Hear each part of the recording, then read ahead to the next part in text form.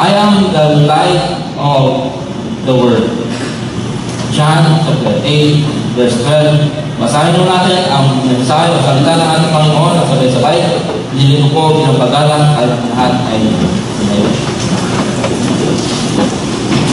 Sabay-sabay mo natin basahin. Muling nagsalita si Jesus sa mga tao.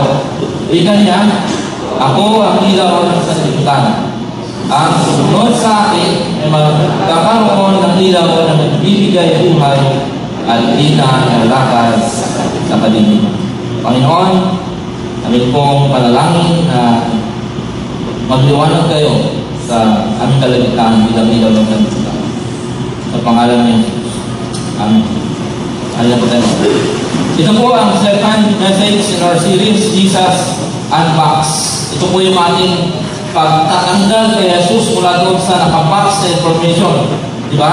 Na i-download sa ating mga isipan, ang ating kultura at ang ating dating religion.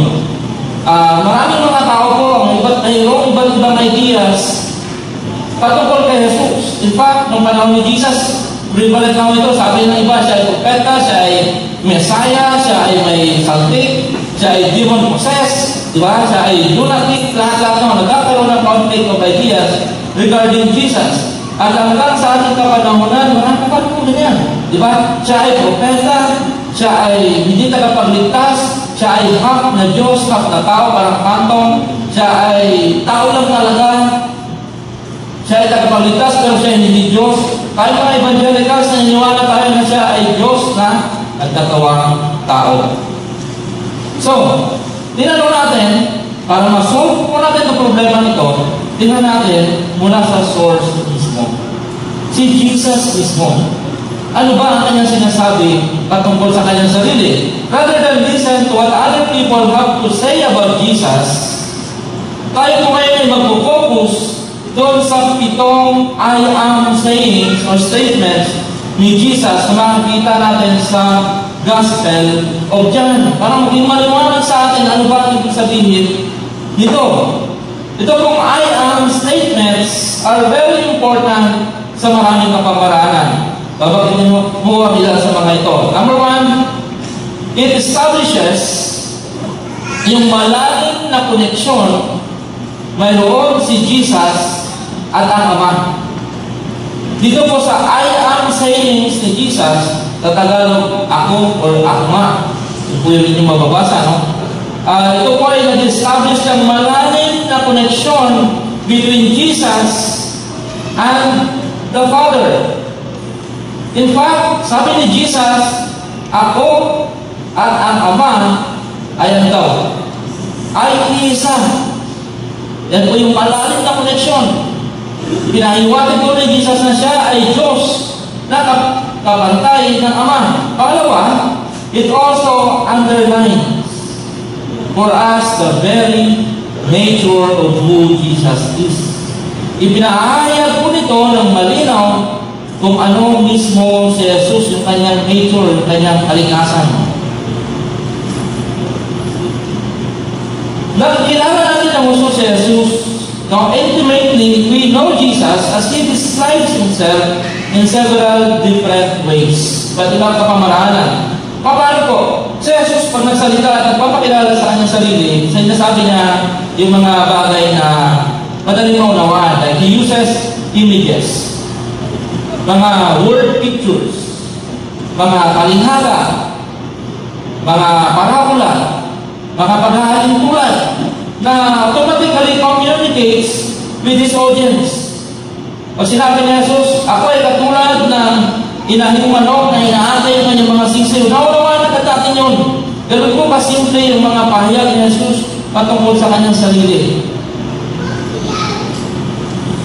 Ano pa po ang ating naiintindihan dito? So sa Book of John, mga kapatid, gusto kong sabihin sa inyo na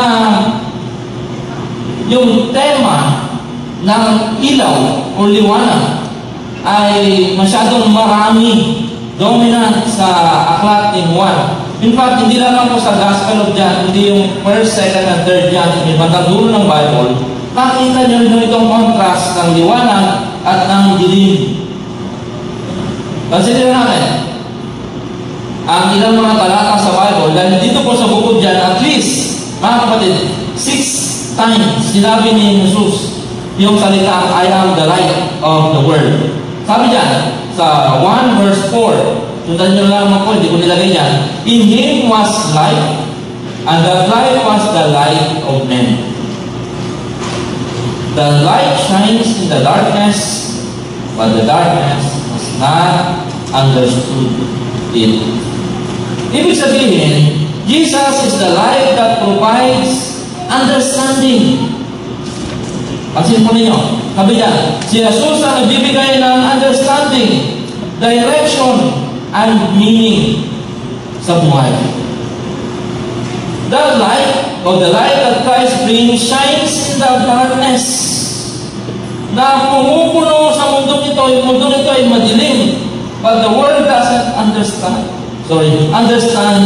the light. The world doesn't understand the light that Jesus brings. Yan po nakakalungkot. Ang mundong ito ay punong-puno ng kadiliman at lumiwanag si Jesus. Dumating si Jesus para magbigay ng liwanag, pero ang mundo ay hindi pa ito naunawaan. Sabi na John 1 verse 4. Sabi naman sa John 3 verse 19, sabi niya, this is the verdict. Light has come into the world. Dumating ang liwanag, ang ilaw sa mundong ito.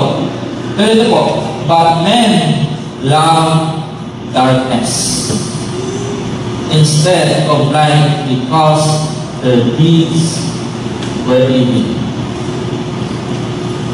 Dumating na nga daw sa mundong ito ang liwanag, subalit mas piniling mahalin ng mundo ng mga tao ang kadiliman sa halip na mahalin ang liwanag kahit dahil sa umpisa pa lang ang kanilang mga gawain ay talagang masama. Jesus is the light that does come into the world, but people reject His light. Bakit? Because it exposes their evil deeds. Yung mga tao, nahuhuli sila na expose yung kanilang mga gawain, kaya mas lalo nilang pinamuhian ng ating Panginoon. Di ba? Ayaw natin na na-expose. Ayaw natin na nabubunyag yung ating mga lihim sa kadiliman. Ayaw natin na nalalaman ito ng iba. And this is what Jesus did. Nung dumating siya, lumiwanag ang mundo, na-expose lahat ng mga nagkatago sa kadiliman. Kaya saan nagalit yung mga tao sa kanya. Kaya nga mga kapatid, this is why the reason kung bakit ang mga tao mas gusto pa rin nila to stay in the darkness. Ay, pakilipat mo lang ng bawal. Ngayon, pansin po natin ito mga kapatid.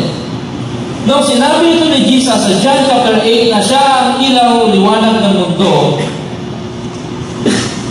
pansin mo muna natin yung chapter 7. Kasi nandun mo yun eh. Noong araw na yun, ay mayroon pong tinatawag na selebrasyon sa Israel. Ang selebrasyon ng mga Hudyo ay yung tinatawag nila na Feast of Tabernacles. Ang piyesta po na ito ng tabernakulo ay yung kanilang commemoration o pag-ala-ala doon sa kanilang paglaya mula sa Egypto. Taon-taon mo nila itong sineselebrate. Now, ano po ibig sabihin nito? Sa chapter 7, nagsalita si Jesus doon sa unang araw ng piyesta nito na meron pong ceremony na ginagawa. On the first day of the Feast of Tabernacles, meron pong seremonyang ginagawa. Ano po ito? Ito po yung pagpapailaw sa buong templo. Okay? The illumination of the temple. Ano po ito? That involved the lighting of 4 large candelabra. Parang ganyan o. 4 na ganyan mga kapatid. Bawat isang ganyan, mayroong 7 tinatawag natin na candle holders. So, i-multiply nyo na lang ho. Ganun kaliwanag yun. At ang magsisisiyo nito, yung mga kahit, yung mga saserdote. Kaya pag sinindihan nyo ng sabay-sabay, yung apat na to na meron tagpipitong malalaking kandila, parang itong Christmas tree. Masigit pa. Talagang magliliwanag yung buong templo. The candelabras, ang tawag niyang candelabras, put such tremendous light that a good part of Jerusalem was illuminated. Imagine, doon na ito sa templo, pero kung sinindihan ito ng sabay-sabay, lahat ito yun nagliwanag. Yung ibang mga parts ng Jerusalem sa gabi, nagliwanag. Pero kung ito paliwanag, mga kapatid, ano po ba sila? Ano mo itong mga ilaw na ito? Sila po ay nag-represent yung tinatawag na haliging apoy at haliging ulap na mababasa natin sa Old Testament ng Israel ay naglalakbay papunta sa Promised Land mula sa Egypt. Yun po yung gumagabay sa kanila. Yun po yung manifestation ng presence of God. Sa gabi, para tuloy-tuloy sila maglalakad, meron pong haliging apoy. Imagine mo, walang kahirap-hirap, gabi na, na magliliwanag, sa kanila lang yun. Sa ibang parts wala. Pagka-araw naman, maglalakad sila at mainit, ikaw merong haliging ulap. At maglalakad sila malinit, hindi ba mainit? Yun yung presence ng Panginoon. At yun po yung kanilang inaalala sa tuwing piyesta ng tabernakulo. Pag binasa natin ibang mga writings, mga kapatid,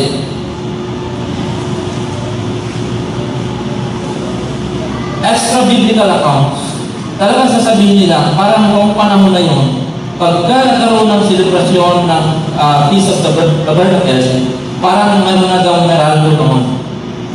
Anong kaliwanag ang Jerusalem? Because of this.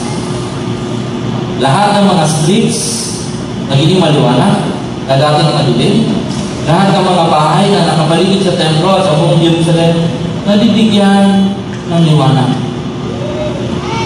Pero, sa huling araw ng piyesta po ito, wala na palilawan ni isang kandila. Papatayin po lahat yun. At noong panahon na pinatay yung lahat ng mga kandila, tumayo si Jesus.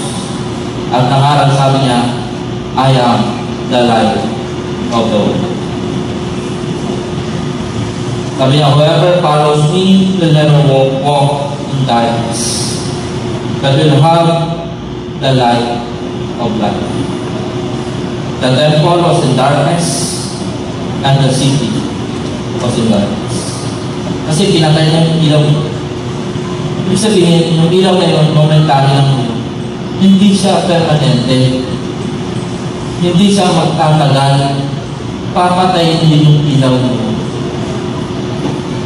Kaya nung nawala na, balik na naman sa normal, madilim na naman ulit, nawala na yung excitement ng mga tao, balik na naman sila sa kadiliman, balik na naman sila sa kanya-kanya naman tayo sundin dito ng ating ilawan. Limited lang yung ating ilaw, tumayo si Jesus. At sabi niya, ako ang totoong ilaw ng sanlibutan. Sino mang sumusunod sa akin ay hindi nalalakad sa kadiliman, kundi siya ay magkaroon ng ilaw ng buhay. Agad-agad na pinokontrast dito sa chapter 7 at saka chapter 8 yung mga pangyayari. Chapter 7 ng John, masyadong maliwanag. Pagpasok mo ng chapter 8, pinatay na lahat ng kandila, wala na kahit isang liwanag. At sinabi na ni Jesus, sa totoo lang, ako ang totoo liwanag ng buhay. At alam niyo po ba, ang chapter 8 kung saan nag-umpisa, doon sa isang babae na nahuli na kanina.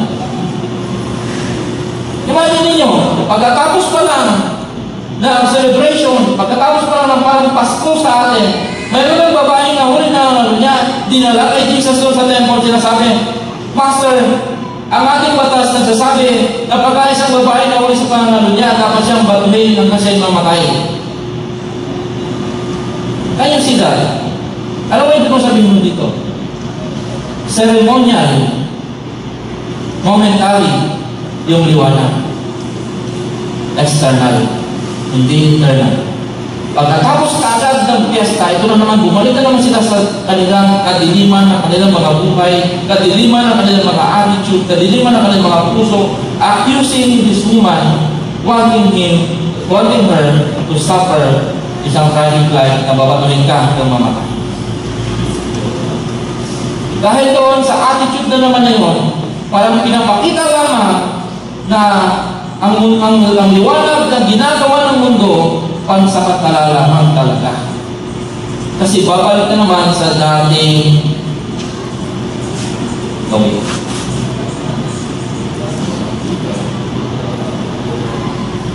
Ngayon mga kapatid, magpunta natin sa verse 12, ating binasa kanina. Kasi sinabi ni Jesus diba sa manag-aakus, okay, walang problema. Kung sino mo na kasalanan, batuhin yung babae mo, tumauna. Wala namang bumato. Diba? Kami ng Bible, magtiunti sila ng galisan, hindi na sila umimik, mula sa pinakamananda, mula sa pinakabata. And verse 8 came. Alam niyo po ba, most likely, nung sinabi ni Jesus ang John chapter 8, verse 12, nakatayo siya doon sa templo, mayroon tinatawag na court of the women. Yung mga babae, doon dinidinig yung kanilang mga, o ano mga usapin ng mga babae. At mga kapatid, doon din nakalagay, doon yung seremonya na kung saan ang templo ay pailawan. Or pinailawan. A few days ago, diba sabi natin pinailawan. Doon mo yung nag-umpisa sa court of women. So, yung babae na huli doon sa pangangalo niya ay dinala doon sa lugar na yan para i-condemn. Can you imagine? Kung saan nakalagay yung mga ilawan na yan na nag-represent ng presence ng Panginoon at kung saan sila nagsiselebrate kasi dinabay sila ng Panginoon noon, doon din nila dinala yung babae para batuhin at patayin. So, ano ibig sabihin? Yung sinasabi ko kanina, temporary lang lahat ng mga ilaw-ilaw ng mundo. Kaya huwag kung tayong gaanong nabibighani sa mga ilaw ng mundong ito. Kasi temporary lang talaga, babalik at babalik pa rin sa dati. Nandun si Jesus, sa kung saan nandun yung mga ilaw na yan, at dadalhin doon yung babae para batuhin at papatayin. At tumayo si Jesus, sabi niya, I am the light of the world. Ang sinasabi niya sa mga tao, kung sino man lalakad sa akin, sino man lalapit sa akin, sino man susunod sa akin, hindi na mamumuhay, hindi na muling lalakad sa kadiliman. Parang pinarating ganyan yung mga Pharisees na nagsiselebrate, tapos maya-maya gusto nang pumatay. Pag sinabi ni Jesus, kayo na sa kadiliman pa rin. Ang inyong celebration means nothing sa Panginoon. Kung gusto niyo ng liberation, gusto niyo na tunay na liwanag sa inyong mga buhay, sabi ni Jesus, lumapit at sumunod kayo sa akin. Kapatid,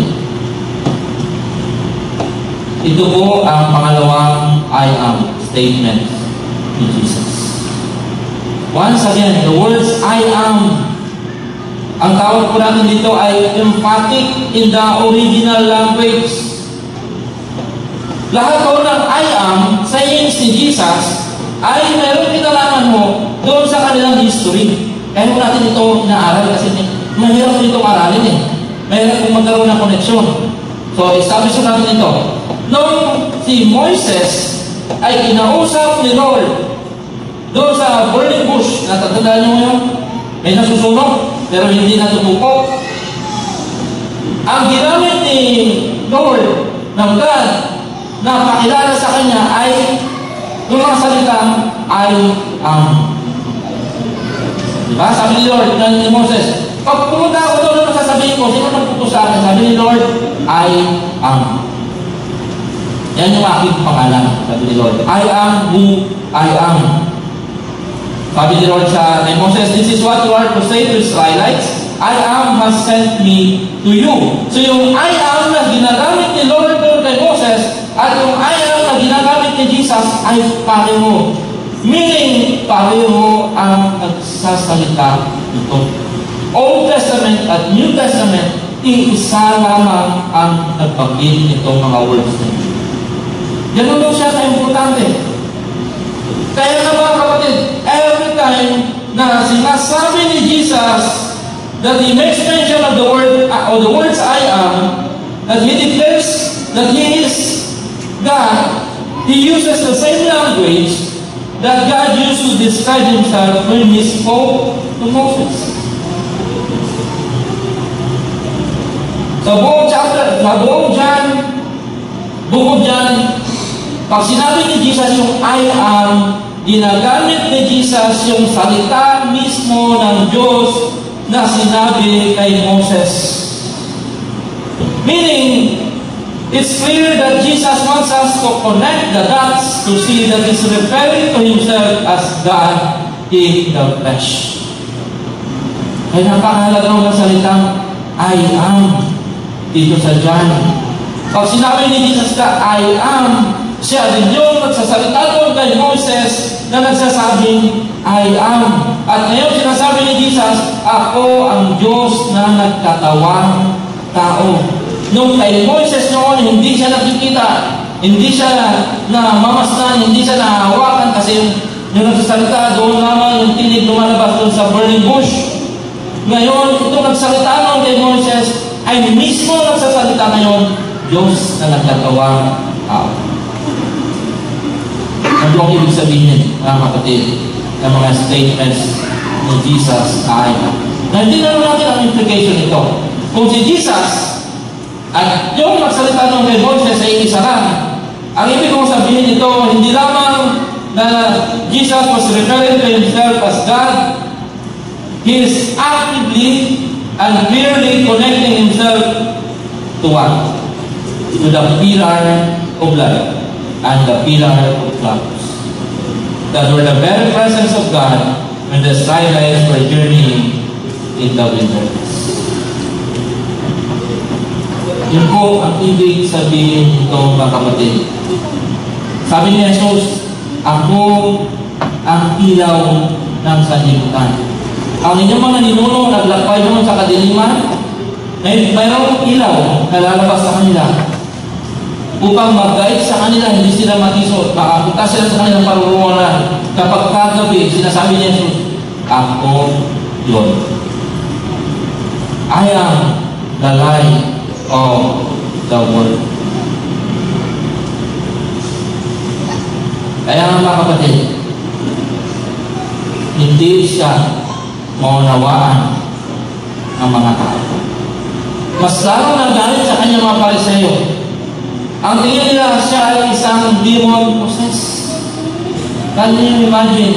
The people were accusing him that he had demons. Kasi walang ibang nakakapagsabi ng I am, kundi Diyos lang. At si Jesus, siya lang ang naglakas ng obra na sabi, I am. Kaya galit na galit sa kanila ang mga tao. Kasi akala nila, siya po ay nag-commit ng blasphemy. Diba sa atin ngayon? Marami pa rin mga tao na hindi na niniwala sa ating Panginoon. Hindi na niniwala na si Jesus ay Diyos na nagkatawang tao. Parang ganyan. Na si Jesus ay galing sa langit at pumunta dito sa atin. Kung sinabi ni Jesus na I am the light of the world. Yung word, mga kapatid, ay galing sa salitang cosmos sa Griego. Ay ibig sabihin po ng cosmos ay yung nakikita natin. yung mundo na nakikita natin. Pero mayroon pa kung ibang ibig sabihin niyan. Hindi lang yung natural world, kundi yung humanity. Yung sangkatauhan na patuloy na nagre-rebelde sa ating Diyos. Kaya kung sinabi ni Jesus sa John 3:16, "For God so loved the world," ay sabihin mo niyan, God's tremendous love for the cosmos, for all of humanity, that's in rebellion against God. As a result, mga kapatid, when Jesus says, He is the light of the world, it means that He's not just the light of the Jews. Wala na akong pinipili dito. Hindi naman po siya ang ilaw ng mga Hudyo. Kasi mga Hudyo lang yan sasabihin, hindi, kami lang maliligtas, sa amin lang kaligtasan, sa amin lang katotohanan, sa amin lang yung aral ng Panginoon. Sinasabi ng Panginoon Jesus, hindi lang ito limitado para sa mga Hudyo. He's not just the light of the Christians. He's not just the light of the Western nations, ng mga mayayamang mga bansa sa kanluran. Jesus is the light Jesus is the light that gives true and lasting life to every human being who lives in darkness. Si Jesus ang ilaw o liwanag na nagbibigay ng totoo at pangmatagalang liwanag ng buhay sa lahat ng mga tao na hanggang ngayon ay namumuhay pa rin sa kasalanan. Mga kapatid, tinanong natin, ano nga ba ang ibig sabihin ni Jesus kung sinabi niya, siya daw ang ilaw ng mundo? Tinanong natin ito. First, Jesus means He is the very presence of God with us. Being the light of the world means si Jesus ang presensya ng Diyos na nasa atin.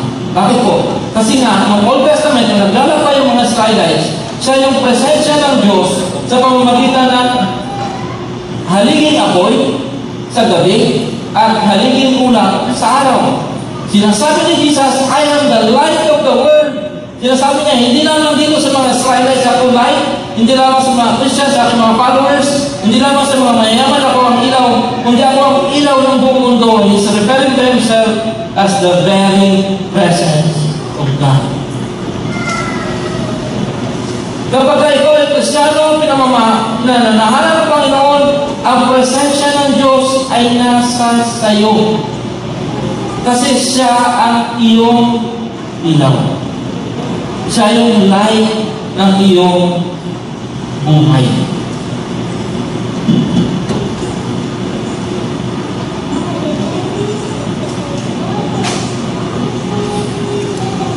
Alam nyo, sa buhay natin talagang hindi natin lubos maunawaan paano ito nag-work. Tama ba? Kasi parang ang mundo natin, marami pa tayo mga struggles. Pag nag-evaluate tayo with all honesty sa ating mga buhay, di ba mga kapatid? Ang sabi natin, hindi pa natin talaga 100% pwedeng i-claim na yung liwanag ni Jesus sa ating nagalala.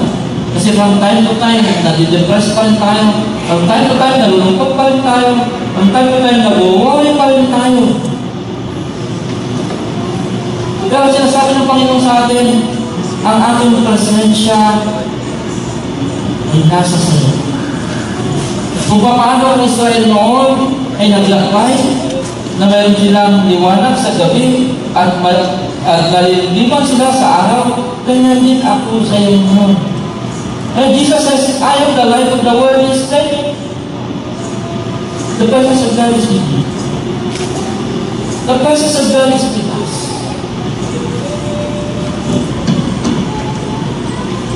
At yung presence ng Panginoon ay very visible sa atin. Ang tanong mga kapatid, naranasan ba natin ang presensya ng Diyos sa atin? Pagka araw ba, reklamo tayo ng reklamo na mainit. Diba? Para sa ating mga boy, init-init ang mundo ko, lalaman lang, ginawa ko, bumuhay ng pagbaga. Diba? Sa gabi naman, bilib-bilib ko man, magkaanan na ito. Relationship na ito, gano'n matulog ba ito? Diba? So, dapat hindi gano'n. Kasi si Jesus, sabi niya, visible yung presence. Na nasa akin. Kasi kung ninyo itong story nito, isa pong writer, nabasa niyo isa sa kanyang mga sulat, siya po ay naging paraplegic. No? At yan lang sa kanyang welfare the rest of her life. Siya po kasi ay na-involved sa isang diving accident bilang isang nung siya ay teenager pa lang. At talagang nalun po siya. No? Dito sa Taiwan pababa. Si Johnny, hindi pa nagtapos doon yung kanyang problema. Na-diagnose pa siya nung 6 years old siya na meron siyang breast cancer. Nung po pala na, dahil na aksidente ka ng kabataan mo, meron ka pang breast cancer. Tinanong mo siya sa isang interview, kasi Christian mo siya, author siya, marami siyang libro. Sabi, Johnny, paano mo hinaharap yan? Paano ba tatagumpay yan sa problema na yan? Paano mo lang kaligayahan yung buhay mo? Parang, hindi mo malang naranasan ng ibang mga normal na mga tao. Paano ka nakakapag na-enjoy yung buhay? Dahil mo yung sagot niya. Kasi sa devout Christian, sabi niya, I continue to look forward to someday being with Jesus. Completely healthy, and I continue to draw comfort from the fact that Jesus is with me no matter what the situation is. Kasi yung pinakahuli sabi niya, Jesus is with me.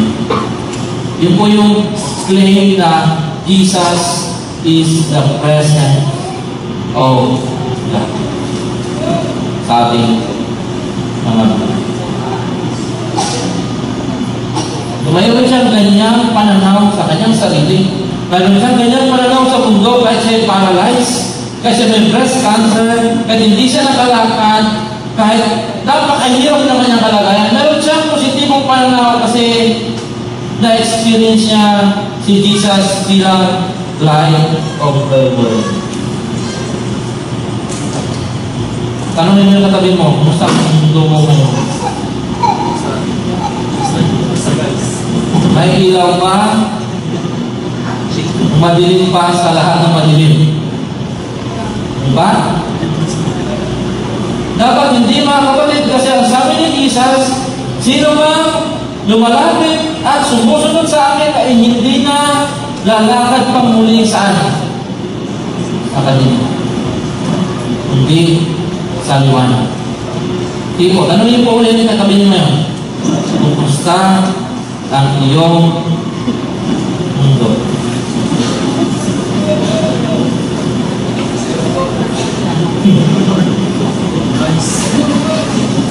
Kapatid, si Jesus bilang ilaw at liwanag ng mundo ay ang presensya ng Diyos sa atin. Pangalawa, being the light of the world speaks of His protection. Para saan pa ba yung ilaw, haliging apoy noon at haliging ulap? Para proteksyonan sila. Pag-aaraw, sobrang init, di ba desierto yung lugar na yan? No? Hindi sila makakalakad ng dire-diretso kung sobrang init. Nahimatay sila, lalo yung mga bata at mga edad. Ginawa ng Panginoon. Ipo-protect ko kayo. Kasi you are my people. I will protect you. Pag-araw, disyerto ito, lalakad kayo. Kayo lang sa buong mundo ang mayroong proteksyon galing sa Diyos. Lalakad yung mga Israelites noon. Meron pong pillar of clouds. Ano imagine? Meron pa hindi pag-ibig ng Panginoon sa kanila. At sa gabi naman, gusto nila maglakbay, kaso maraming tulisan, maraming mga ahas, maraming nakakatisod. Diba? Si Lord, sa gabi, pupunta yung kanyang presensya doon. Haliging apoy. Doon sa bandang unahan. So lahat yun, lalakad na maluwanan. Sila lang nakaranas doon sa buong mundo. Kahit tayo hindi natin naranasan yung mga kapatid. Pero pangako sa atin ng Panginoon sa lahat ng ating mga takot, sa lahat ng mga dangers na dumarating sa atin, sabi na ating Panginoon, do not be afraid. Sa mga natural calamities na maaaring dumating sa ating mundo na punong-puno ng threats, mga terror, mga kung mga bagyo, yung tinatawag nila dyan sa Manila, yung big one, di ba?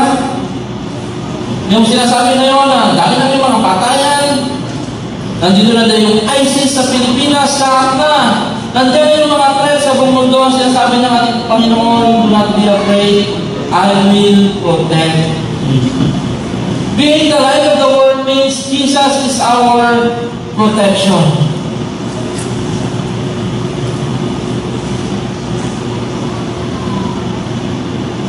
Number one, Jesus is with us. Number two, it means that He protects us. And number three, it also means that He guides us.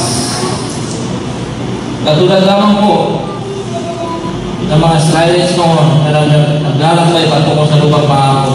Tayo rin naglalakbay sa lupang pangako na pinangako sa atin ng ating Panginoon. Makakaasa tayo sa proteksyon ng ating Panginoon. Makakaasa tayo that just as the Israelites could count on the pillar of cloud and fire to guide them to the wilderness, we can count on Jesus to guide us into a fruitful life. Jesus is our God. Kapatid, meron pa akong konting isisingin dito sa amin sa akin ko. Yung kung sinasabi ni Jesus doon sa 8 verse 12 na whoever follows me. Sa Tagalog, sino man ang sumunod sa akin. Alam niyo ba ibig sabihin nun? Sa original language, ito po ay nakasulat sa yung tinatawag natin na present tense. Paano kasalukuyan?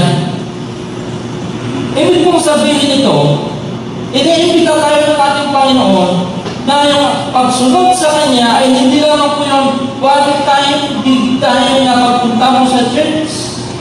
Kundi ito po ay ongoing commitment to live with Christ as the Lord of our lives all day long, every day.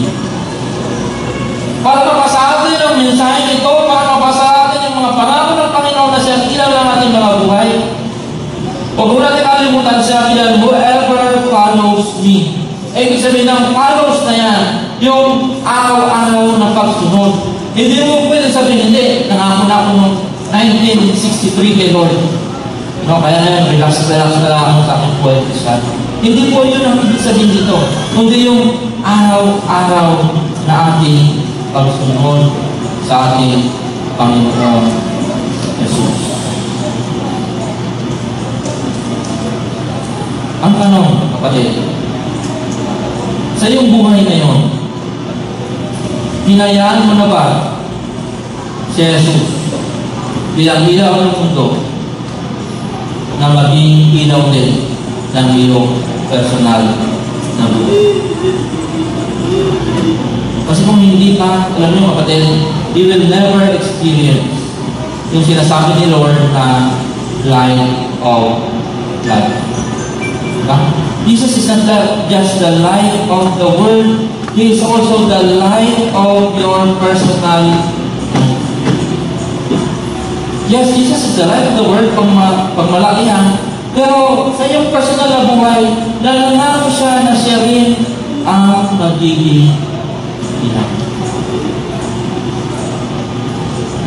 Ang tanong, yung light of life, ang ibig sabihin niya kasi about that life. Ang tanong, nararanasan niyo po ba ito? Okay? If you are a Christian, if you are a follower of Jesus, at you are not experiencing yung sinasabi ni Jesus na light of life, which is abundant life, Ang tanong is, why not? Jesus is the light of the world, and when we follow Him, He promises to fill us with the light of life.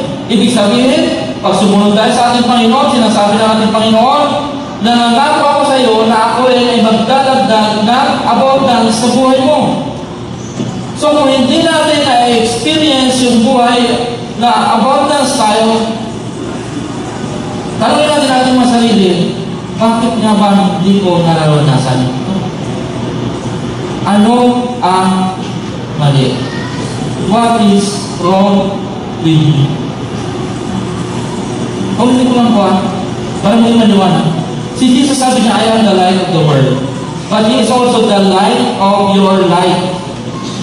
Malaki, word, personal na buhay, siya itong ilaw. Pag sinabi niya, I am the light of your life, it means, binibigyan kita ng pangako ng buhay mo magiging abundant, masagana. Pag hindi mo ito naranasan, kailangan tanongin mo ngayon ang iyong sarili, bakit nga ba hindi mo naranasan? Ngayon ito ay pangako ng Panginoon. I don't know if you will agree with me. Pero mga kapatid, sa tagal ko na magpapasok din, sa tagal ko na Kristyano, yung mga taong hindi nakakaranas ng abundant life, yung light of life na sinasabi ni Jesus, meron lamang pong dalawang bagay. Ako napapansin. Bakit hindi natin naranasan yan? Number one, yung tinatawag natin very familiar sa atin. Sin. S-I-N. Pagka tayo po patuloy na namuhay sa kasalanan, sometimes we let sin creep into our lives. Diba yung hindi, tapos namumuhay na tayo. At yan ay nangyari, we will never experience yung tinatawag ni Jesus na abundant life. Or yung light of life. You better check yourself now. Kung sinasabi mo, Lord, bakit nga ba sabi mo, pangako mo yun eh. Bakit hindi nangyayari sa akin? Ang tanong, siniyasan mo na ba ang iyong buhay? Mga tayo ay namumuhay sa kasalanan. Pangalawa mo, yung tinatawag natin na apathy. No? Apathy. Ano ibig sabihin nito? Hindi ka walang gana. Wala kang gana sa iyong relasyon sa Panginoon. Wala kang gana sa iyong pagkakatayin kay Lord. Announce kami dito ng personal devotion, quiet time, Bible reading, journaling. Hindi mo ginagawa. Then you do not expect na si Lord will give you a happy, blessed, and fruitful life. Kasi mga kapatid, katulad ng kahit anong relasyon, ang ating ugnayan sa ating Panginoon kailangan vibrant. Kailangan malakas lang. Kumusta ang iyong relationship with Jesus? Baka yan ang dahilan kung bakit hindi mo nararanasan ang pangako ng ating Panginoon na buhay na masagana. Kasi yan ay pangako ng ating Panginoon, ibibigay niya sa atin. Ito lang po yung gusto kong sabihin sa inyo mga kapatid. Sa ating kasalukuyang kalagayan bilang mga Kristyano, kung hindi pa natin nagagawa sa ating buhay, we should allow Jesus, yung light ni Jesus, to fill us with the light of life. So we can ignite those around us with His praise and love. Kailangan naman natin yung ilaw ng ating Panginoon. Masabi ng Panginoon, you are the light of the world. Oh, tayo yun. So, dapat maging maliwanag na sa atin itong mga bagay na ito. Paano marami? Paano makikita ito ng mundo? Alam niyo po, nabibless po ako talaga sa ilang mga kapatid natin dito sa church.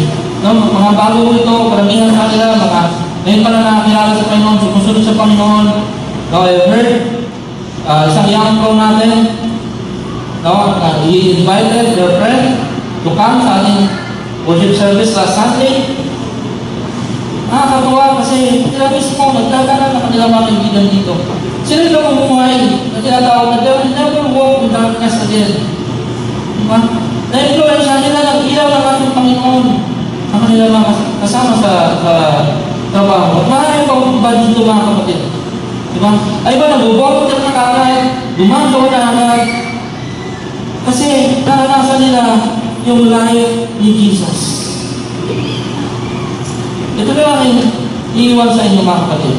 Jesus is the light of the world. He is with us. He's not just with us, He protects us, and He guides us.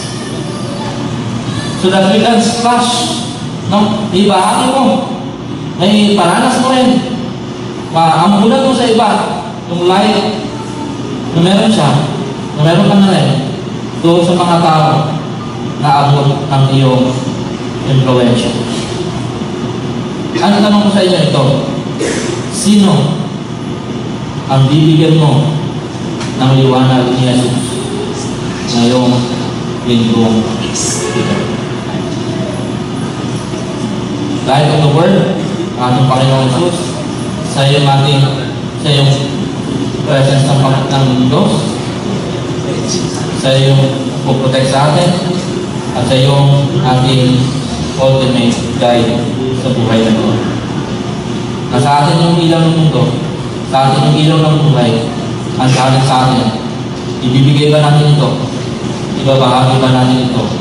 Ngayong o isang mundo. Brothers and sisters, Jesus is the light of the world. Let us pray. Lord,